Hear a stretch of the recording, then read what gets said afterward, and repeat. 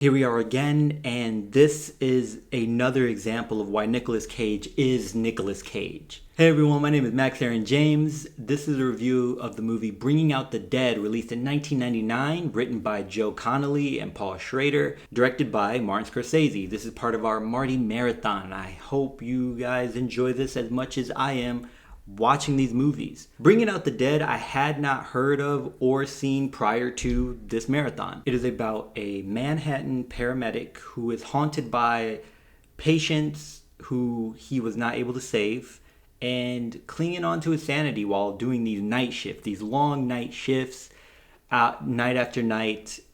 I'm assuming would probably be 10 to 12 hours long. And in the meantime, he's driving through Manhattan in the late of night. So I'm sure a lot of crazy stuff goes on that he sees, probably experiences, probably gets some wild calls.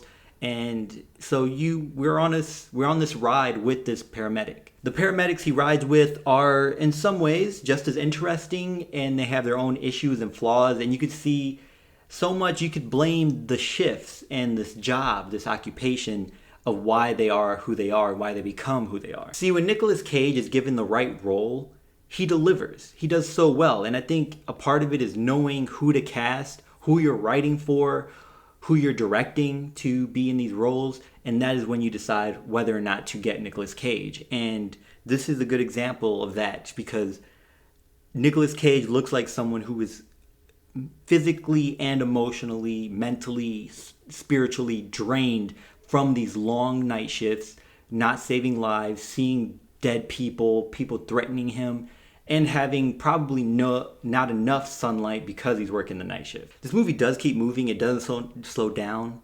I will say that maybe it does have moments that feel very long, but I think that is the point. The intention is to make the audience feel the night dragging with this character, that, wow, this is a long night and this is what you have to deal with. And just when you think it's almost over, something else happens. You experience the feelings, the uneasiness with a lot of moments, a lot of events, and almost as if, wow, to the point where you would agree, I would lose my sanity working the shift probably. At the same time, you appreciate, or you more so enjoy and are entertained with the character that we are given to ride along with.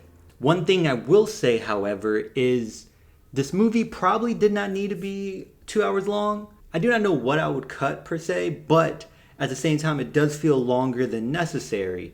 So I'm conflicted here. Still, there's a mix of drama, thrill, uneasiness, some comedy mixed in there as well. I mean, it's Nicolas Cage. Did you ever watch this movie? Did you take the chance to? I mean, would you? I would say check it out. I mean, especially if you're really into movies, if you're a fan of Nicolas Cage, fan of Scorsese, just liking films, or if you're just looking for something to watch and you don't know what to watch tonight, there you go. Anyway, until next time, y'all take care of each other. Check up on one another. Be sure to check up on yourself. And remember, potential has no limits.